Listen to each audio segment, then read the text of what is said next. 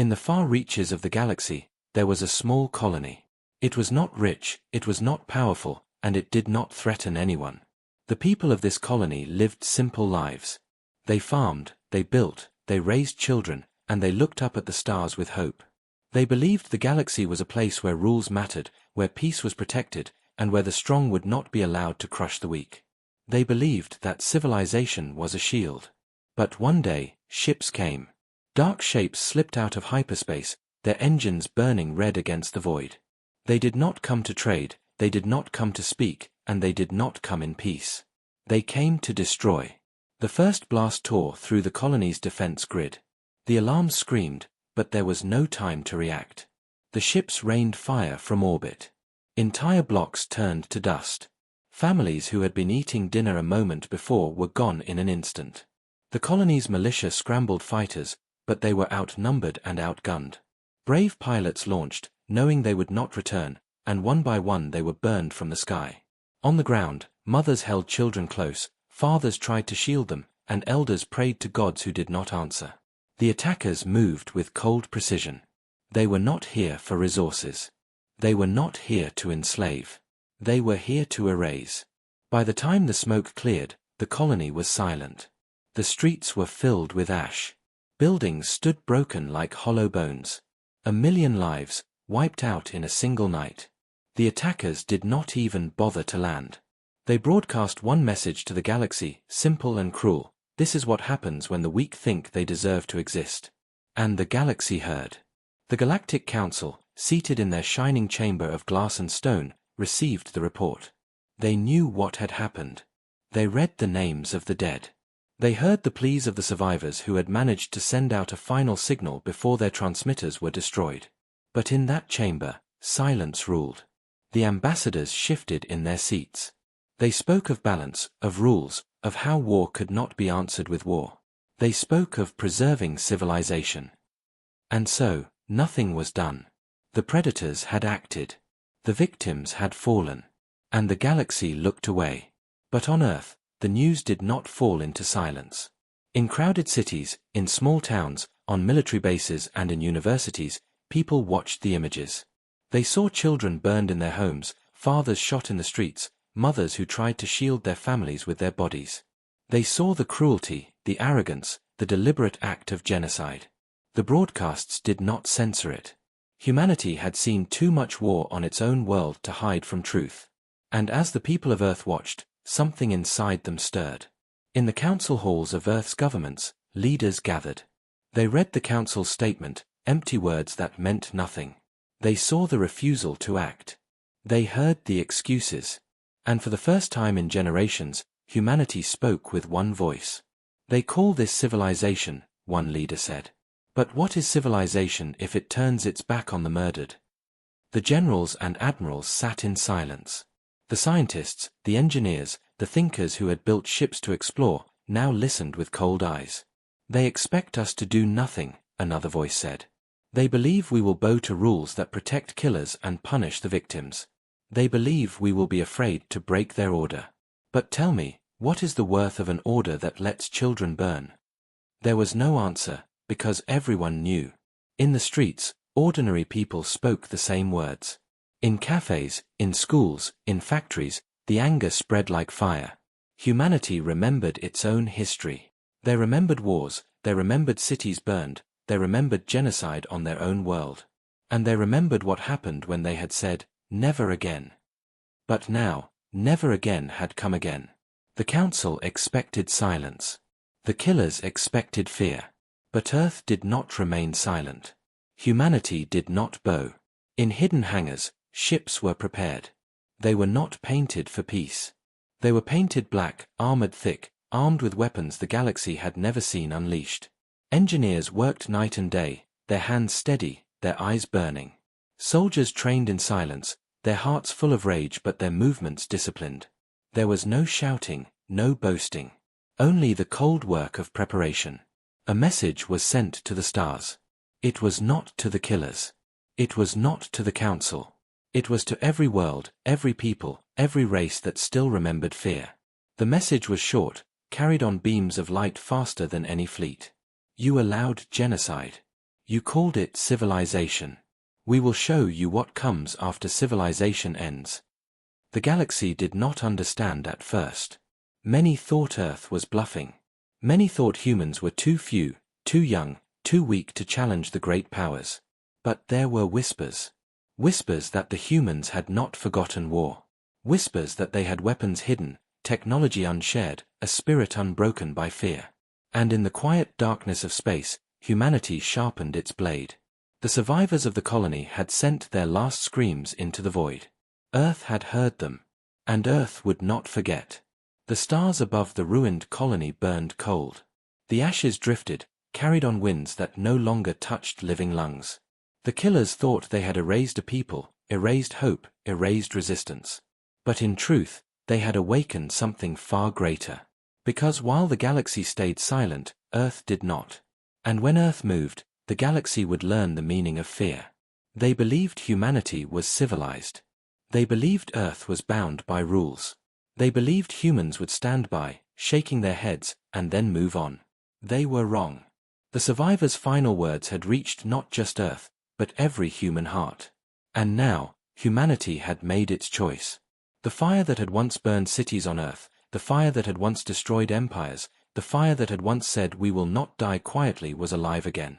And in that fire, a single promise was forged. We will no longer play civilized. The galaxy was about to learn that promise. And the killers, the ones who had thought themselves safe, untouchable, beyond punishment, would be the first to feel it. The night that had fallen over the colony was not the end. It was the beginning. The beginning of a storm that would spread across the stars, a storm born not from hatred, but from justice long denied. And when it came, the galaxy would remember the silence they had chosen. For silence would be shattered by humanity's answer. The chamber of the Galactic Council stretched wide and gleaming, a monument to order and authority. Tall arches rose high above polished floors, and banners of 100 species swayed in the artificial breeze. Here, the galaxy's most powerful voices gathered, cloaked in robes of law and ceremony. They spoke of peace, of structure, of rules meant to bind chaos. Yet when the word genocide echoed across the chamber, the air grew heavy and every ambassador looked away. The report lay open on the center table, its holographic letters casting a cold light. Images flickered, broken buildings, scorched earth, faces frozen in terror. The colony was gone, its name already becoming a whisper. The speaker who had presented the report sat down in silence. No one wanted to be the first to respond. Finally, an elder from one of the core worlds rose. His voice was soft, careful, polished with centuries of diplomacy. We mourn the loss, he said. But retaliation would be reckless. Civilization demands restraint. Others nodded. Some shifted uncomfortably, but most remained still. They spoke next of trade, of balance, of how rules must be upheld. They argued that war could only lead to more chaos, that intervention would only spread fire across the stars. They said the killers could not be punished without breaking the very system that kept order. One voice, quiet but firm, asked, "And what of justice for the dead?" The question hung in the air like smoke, unanswered, until another delegate cut it down. "We cannot risk war for one colony," the delegate said. "The galaxy must endure. Stability must endure." And so the debate turned, not to the murdered, but to the balance of power. Words filled the chamber, soft and elegant, but heavy with cowardice. The council did what it always did, protected itself. They believed this was wisdom. They believed this was civilization. While they argued, in the shadows of that chamber, envoys of the killers listened. They watched the hesitation, the weakness, the unwillingness to act. They returned to their masters with smiles. There would be no punishment. There would be no retaliation. Civilization had spoken, and civilization had chosen silence. But beyond the chamber, whispers spread. Not all races agreed with the council's stillness. Merchants muttered in fear that humans would not forgive. Small nations trembled, knowing that if genocide could happen once without consequence, it could happen again to them. And in the darkest corners of space, resistance leaders watched carefully, wondering if humanity would stand where the council would not. On Earth, the council's decision was received with bitter silence. Leaders gathered in closed rooms, their faces grim. They had expected hesitation, but not abandonment. The council's words reached them clearly: do nothing. Accept it. Stay civilized. The message played on every human screen. The council's representative, smooth and composed, declared, civilization cannot bend to revenge. We will not risk stability for the sake of one tragedy. On the streets, people heard those words and clenched their fists. One tragedy. 1,000,000 lives erased was no tragedy, it was a crime. A crime left unpunished. The families of the murdered colony cried out.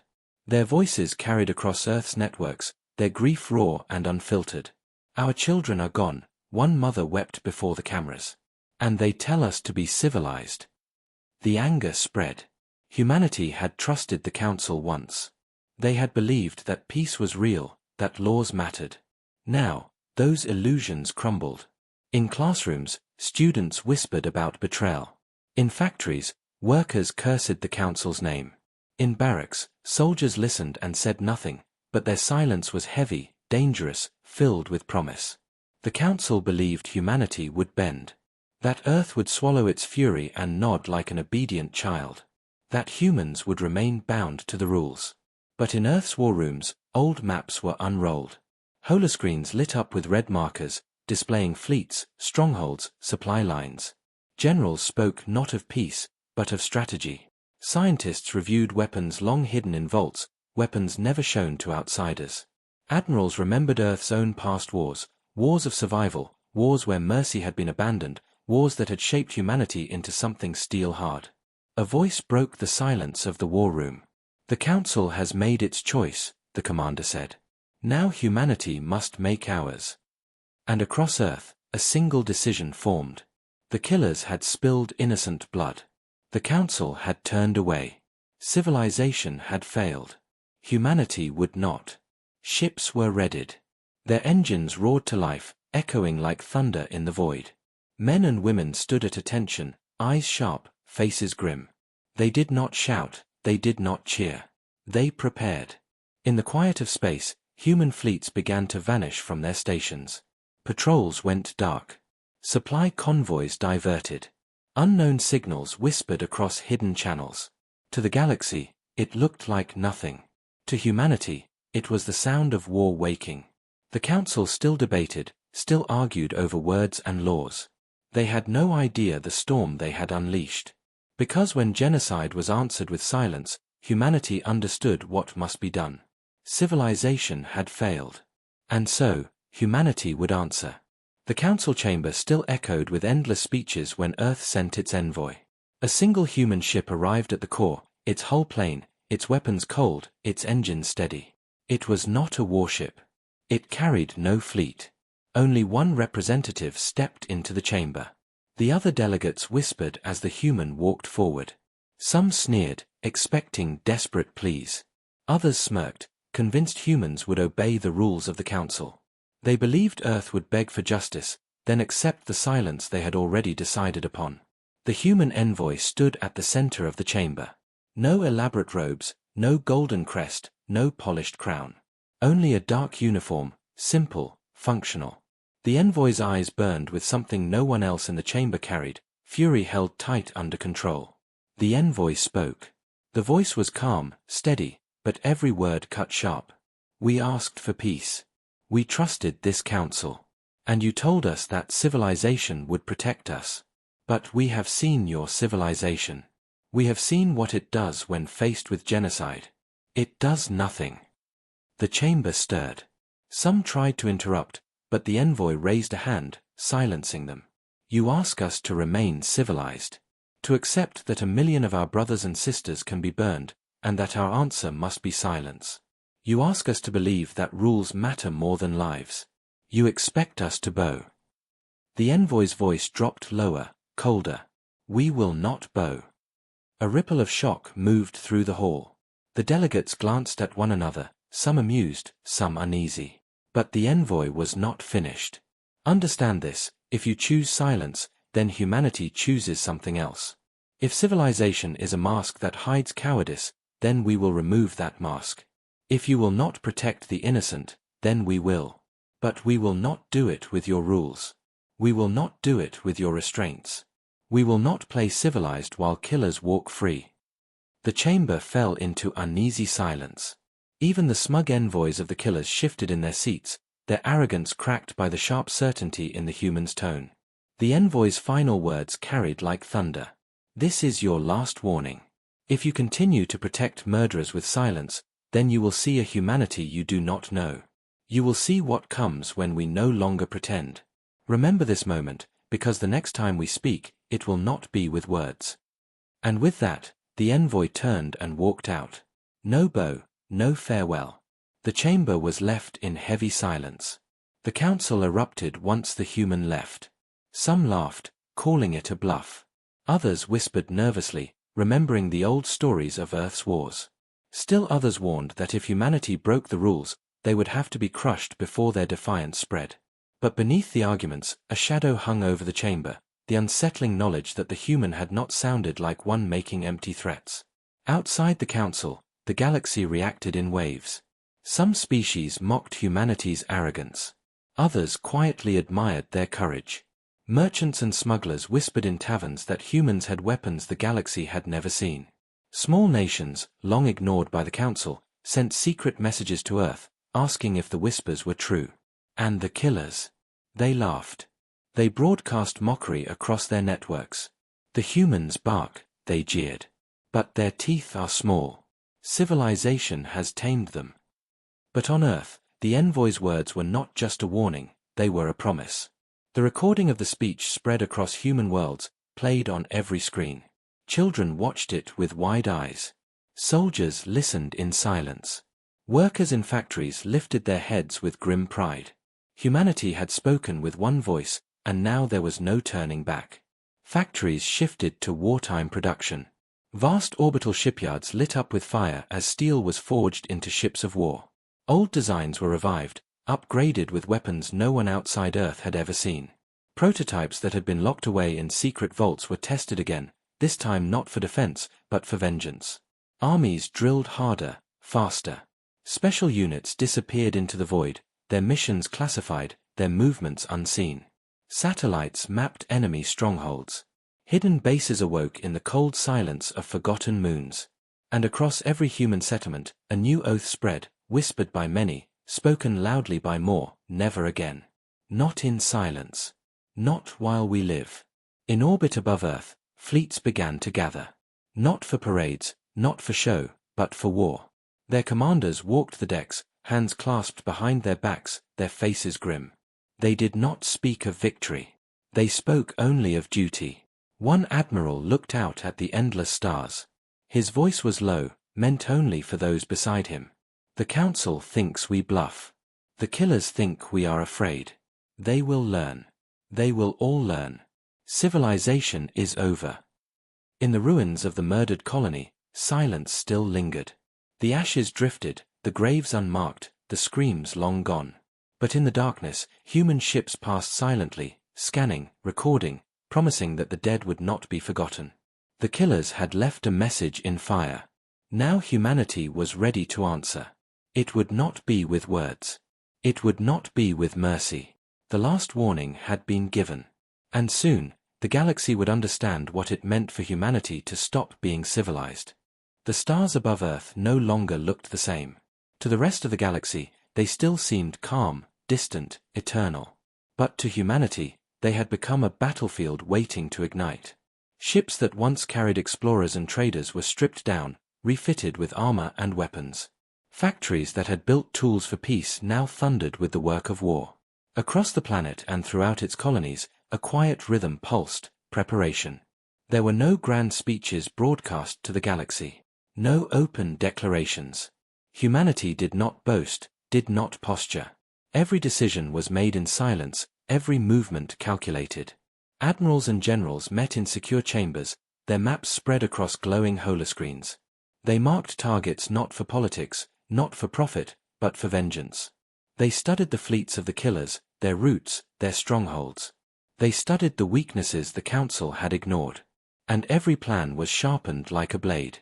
The council still debated, still filled their chamber with endless talk of balance and order. They assured themselves that Earth would calm down. They convinced one another that humans were too dependent on trade, too tied to the network of laws, too civilized to risk open war. Their arrogance blinded them. They believed silence was control. But silence was only cover. On Earth, soldiers drilled in the dead of night. They trained in storm and snow, in deserts and jungles, in zero-gravity aboard orbiting stations. Their instructors demanded perfection, not speed. "We are not fighting to survive," one commander told his troops. "We are fighting to make sure genocide is never safe again." The soldiers did not cheer. They nodded, steady and grim. They understood. Scientists worked with the same focus. Labs glowed with the hum of reactors and the sparks of new designs. Old weapons were resurrected, then improved.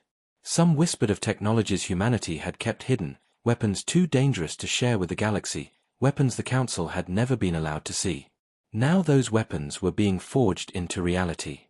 Engineers worked until their hands trembled, then worked more. When asked why, they gave the same answer: because the dead cannot wait. Fleets gathered in hidden regions of space. Black ships drifted in silence, cloaked from prying eyes, their hulls absorbing the light of nearby stars. Crews lived aboard them in silence, their days filled with drills, their nights haunted by the images of the murdered colony. They spoke little, but when they did, their words carried weight. "When the order comes," one officer said quietly to her crew, "we do not hesitate. We strike until there is nothing left of them." The killers laughed when they heard the first rumors. They mocked the human envoy's warning, calling it bravado. They broadcast their confidence across the stars: "The humans have claws, but they will never use them. Civilization has caged them. They bark loud, but they do not bite." Their arrogance grew, fed by the Council's refusal to act. They carried out raids on other weak colonies, smaller massacres meant to remind the galaxy who held power. And again, the Council did nothing. But as the killers celebrated, they did not see the shadows closing around them. Human scouts moved like ghosts through the void, mapping every patrol, every convoy, every station. Where once alien fleets traveled without fear, now whispers of unseen ships followed them. Convoys vanished. Small outposts went dark. At first, the killers believed it was pirates. Then they realized the truth: someone was hunting them. Stories began to spread. Whispers carried from ship to ship, from tavern to tavern, from one world to another. A patrol had been found adrift, its crew dead, its ship cut to pieces with surgical precision. A convoy had been ambushed, its cargo stolen, its escorts destroyed. Survivors claimed they had seen the mark of humans: black ships that moved like shadows, soldiers that fought without mercy, without hesitation. The Council dismissed these reports. "Rumors," they said. "Exaggerations." They told themselves that humanity was too small to strike in secret, too weak to hide from their intelligence networks. They convinced themselves the whispers were lies, or at most, isolated incidents. But unease spread even among them.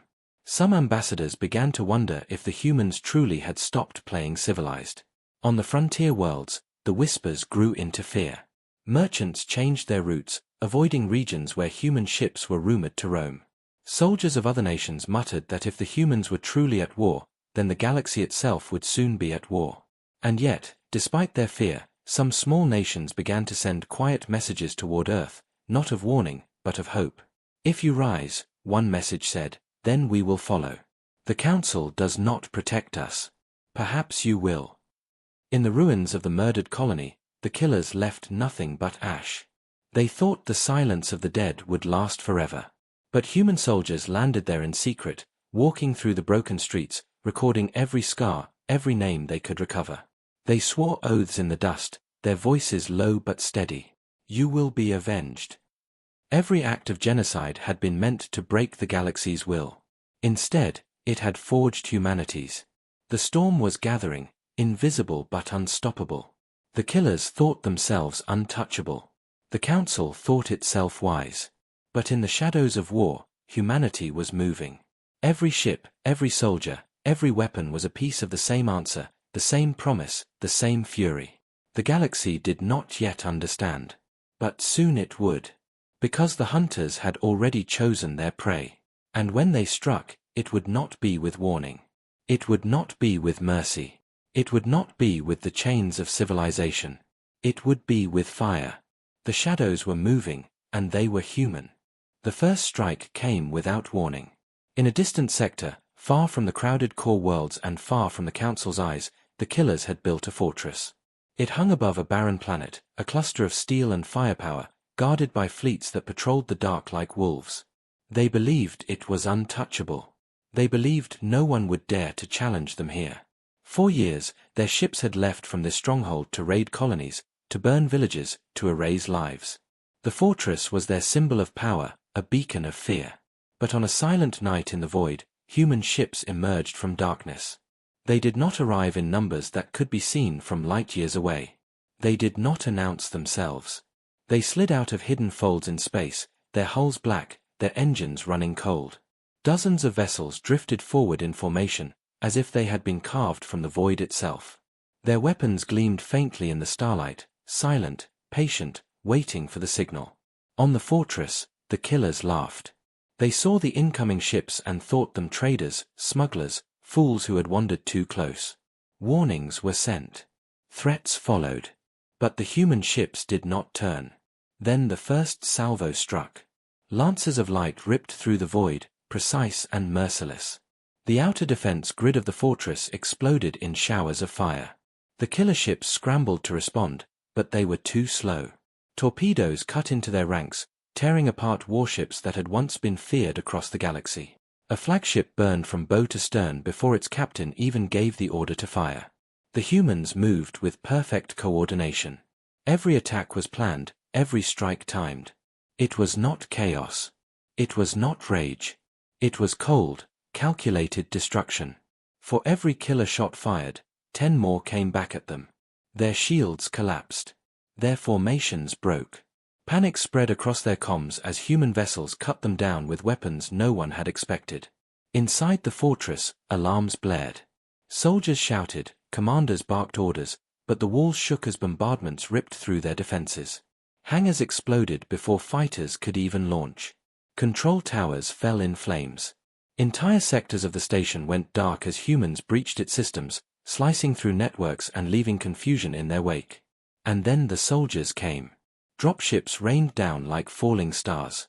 They slammed into the fortress hull, their doors bursting open as armored human troops poured out. Their boots thundered across steel floors, their rifles blazing. The killers tried to resist, but their formations broke against the humans' relentless advance. These were not soldiers fighting for territory or conquest. These were men and women carrying the weight of a murdered colony on their shoulders. They fought with precision, but behind that precision was a fury that could not be stopped. One squad moved through a corridor, clearing room after room with cold efficiency.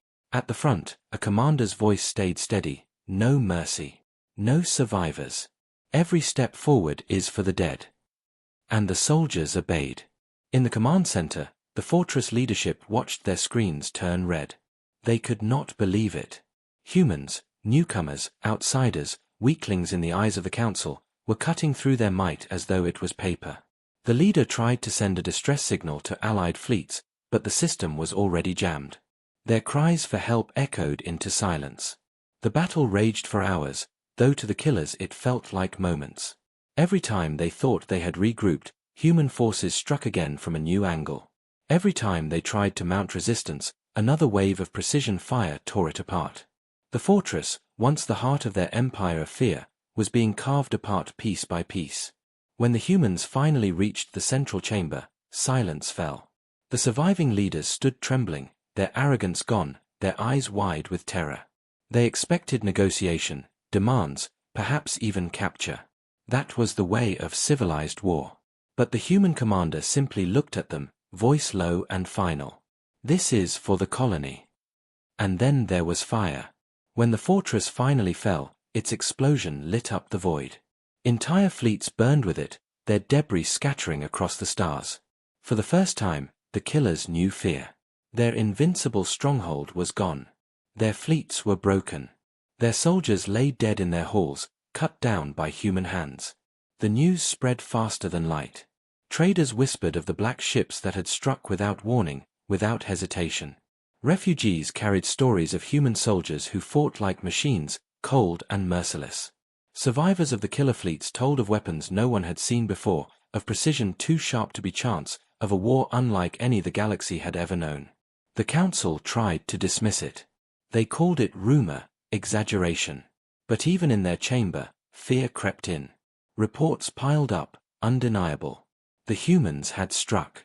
The humans had destroyed a fortress no one else dared touch. And they had done it without asking permission, without waiting for approval, without playing civilized. On Earth, there were no celebrations. The victory was not greeted with cheers. It was met with silence, heavy and grim. In command rooms, officers reported casualties in steady voices. Families received messages of loved ones lost in battle. The price had been paid. Humanity understood it was only the beginning. But they also knew something else. The galaxy had heard them now. The killers knew they were not untouchable. The Council knew its silence could no longer bind Earth. The small nations, the forgotten colonies, the powerless races, they knew hope had awoken. Humanity had acted when no one else would. Humanity had answered. The storm had broken. And this was only the first strike. Across the galaxy, silence became fear. News of the fortress's destruction traveled faster than ships, carried by whispers, intercepted messages, and terrified survivors. No matter how the Council tried to bury it, the truth clawed its way into every port, every colony, every system. The black ships had come, and they had left nothing behind but ruins and ash. In the bustling markets of neutral space stations, traders leaned close to one another, speaking in hushed tones. "Did you hear? The fortress is gone. They say Earth burned it to the ground." Merchants who once mocked humanity now glanced nervously at human captains, lowering their voices when they passed. The laughter that often followed tales of humans had vanished. Now there was only unease. Refugees from the outer sectors arrived by the thousands, their ships packed, their faces pale with terror. They told stories of fire in the dark, of human troops moving like shadows, of fleets torn apart in silence. Some swore they had seen soldiers who fought without fear, who advanced even through storms of fire. Others whispered of commanders whose voices carried judgment like executioners. Every tale grew darker as it spread. The killers, the race that had believed themselves untouchable, were shaken. Their leaders, once arrogant and merciless, now hid behind layers of guards. They scrambled to rebuild, but the cracks in their empire had already spread. For every fortress they reinforced, fear gnawed at their soldiers' hearts. For every ship they launched, rumors of human fleets haunted their dreams.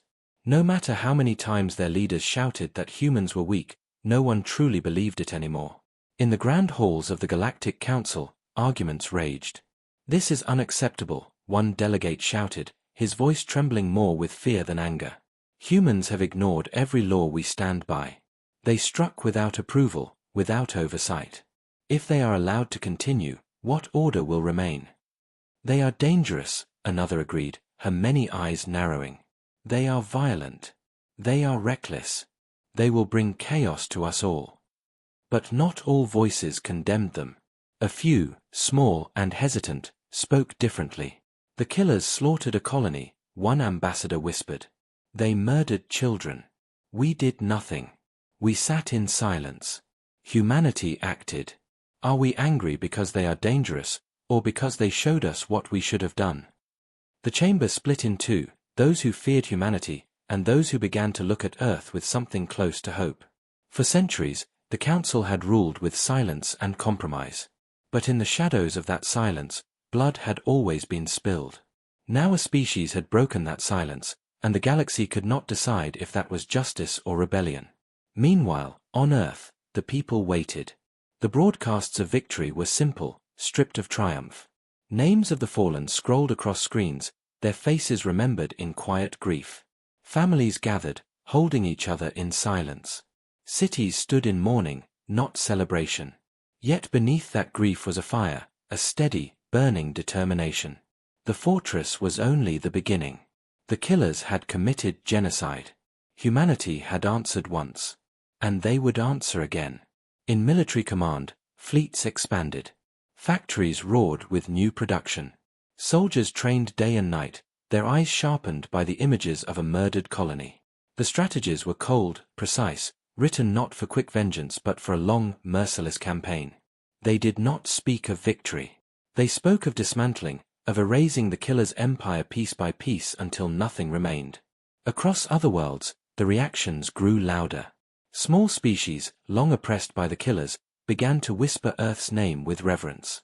On backwater colonies where council law had never reached, walls were painted with human emblems, scrawled by desperate hands as a prayer for protection.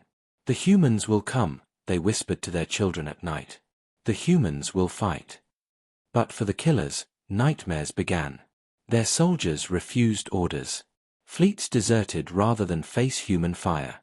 Leaders executed their own men in fury, but it only deepened the fractures. The fear of black ships in the void spread faster than any threat they had ever faced. And the humans had not even unleashed their full strength.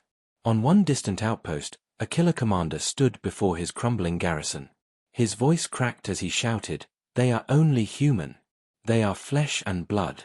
They bleed like we do." But when the alarm screamed, when human ships dropped from the void, his soldiers broke. They scattered before a single shot was fired. Fear had already beaten them. Back in the council, the truth grew harder to hide. Reports of killer fleets destroyed, outposts burned, fortresses abandoned, they piled higher each day. Humanity was not striking blindly. They were dismantling with precision. They did not burn colonies or slaughter civilians. They did not take glory in conquest. Every attack was aimed only at the killer's power, cutting away the roots of their empire like a surgeon with a blade. The council whispered in the dark, what if humanity finished them? What if they erased a species? What if this was not just war, but judgment? Some feared what would happen when the killers were gone. Would humans turn their fire on others? Would they challenge the council itself? But others, the oppressed, the silenced, wondered if perhaps the galaxy had found something it had never known before. Not conquerors, not saviors, but a people who would not stand silent in the face of genocide. In the killer homeworld, riots erupted. Citizens who had once cheered their empire now screamed for protection.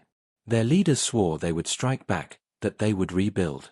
But their words rang hollow, drowned by the memory of a fortress burning, of fleets torn apart, of black ships moving like phantoms. And above all of it, one message spread across the stars. A message carried in human broadcasts, repeated in whispers across colonies, spoken in trembling voices by those who had seen the fire with their own eyes. We are done being civilized. The killers had unleashed fear across the galaxy for generations. Now fear had found them. And humanity was only getting started. The killers struck back. It was inevitable.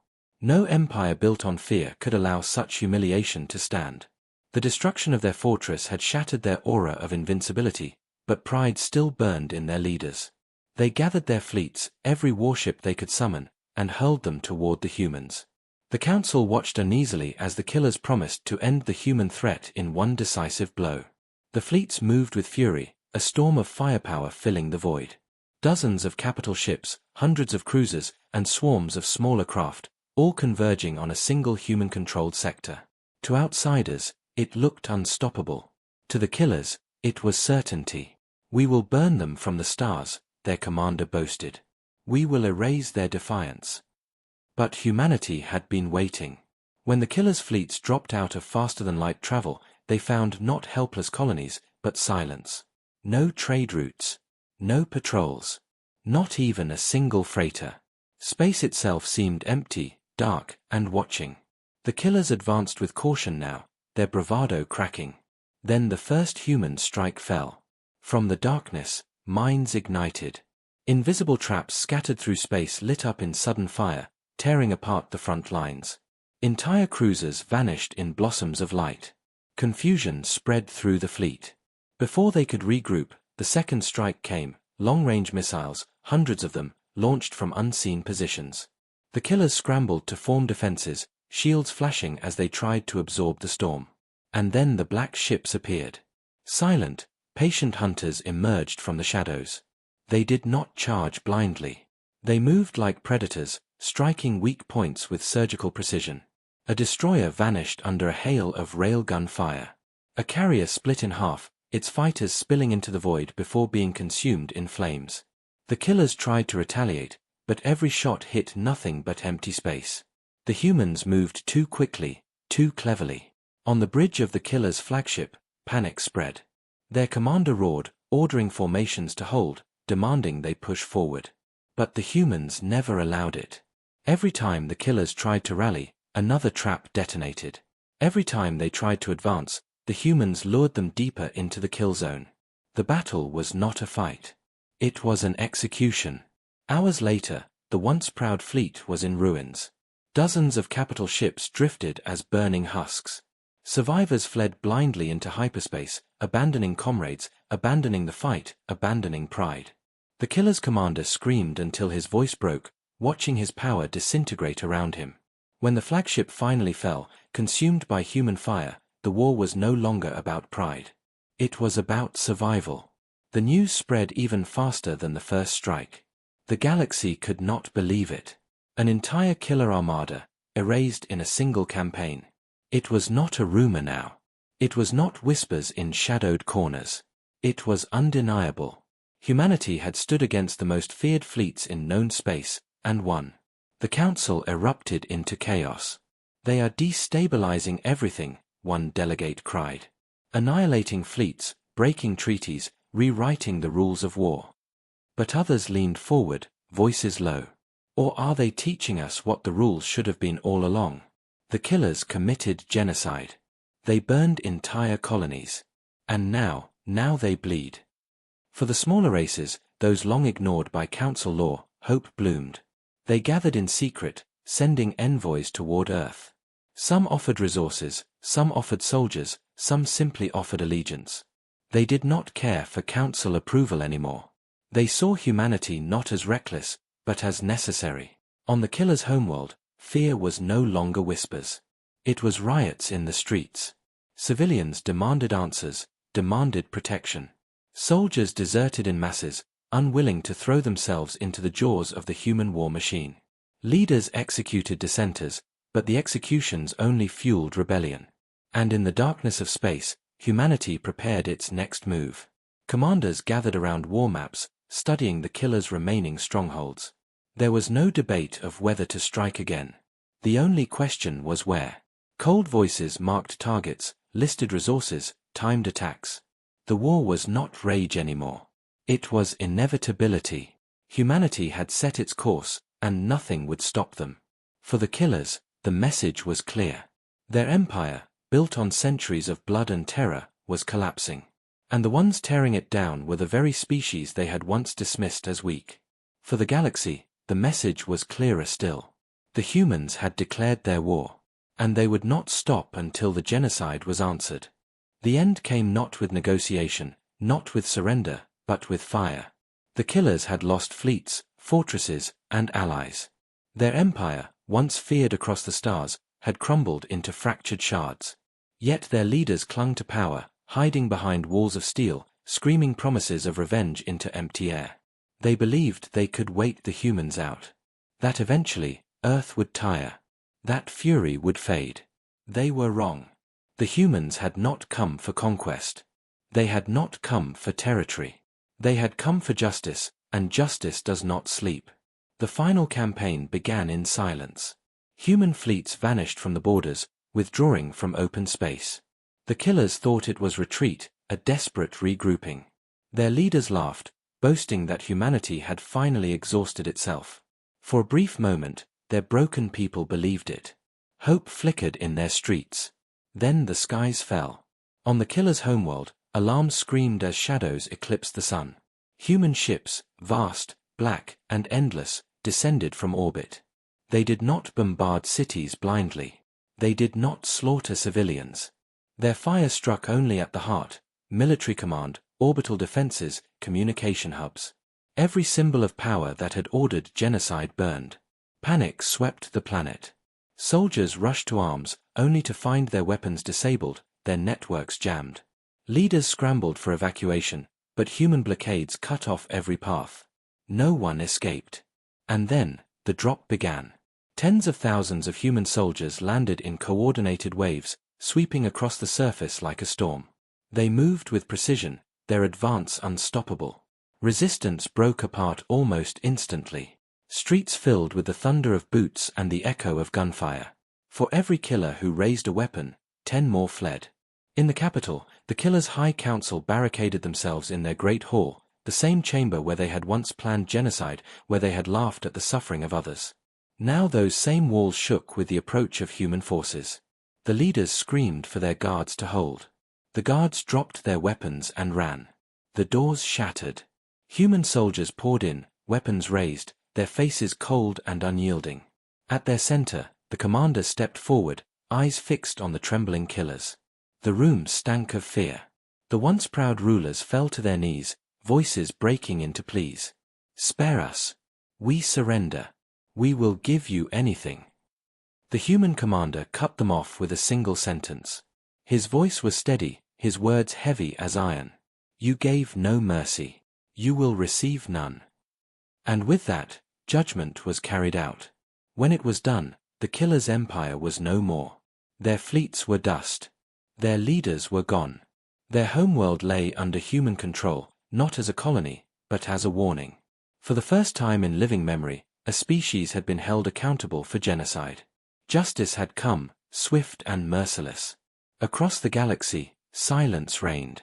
The Council could not deny it any longer. Humanity had acted where they had failed.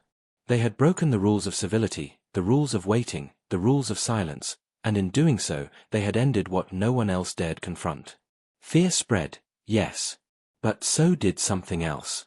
Hope. The oppressed, the forgotten, the broken races of the galaxy looked to Earth not as conquerors, but as avengers. They saw a people who had stood when no one else would. Who had carried the weight of slaughtered innocents and answered with fire. On Earth, there were no parades. No fireworks. Only quiet remembrance. Families mourned the fallen, soldiers buried their dead. Commanders spoke not of victory, but of promises kept. They had done what had to be done. Nothing more. Nothing less. And yet, the galaxy would never forget the message humanity had carved into the stars. Civilization ends where genocide begins. The killers had learned that truth in fire. And the rest of the galaxy would remember it for all time.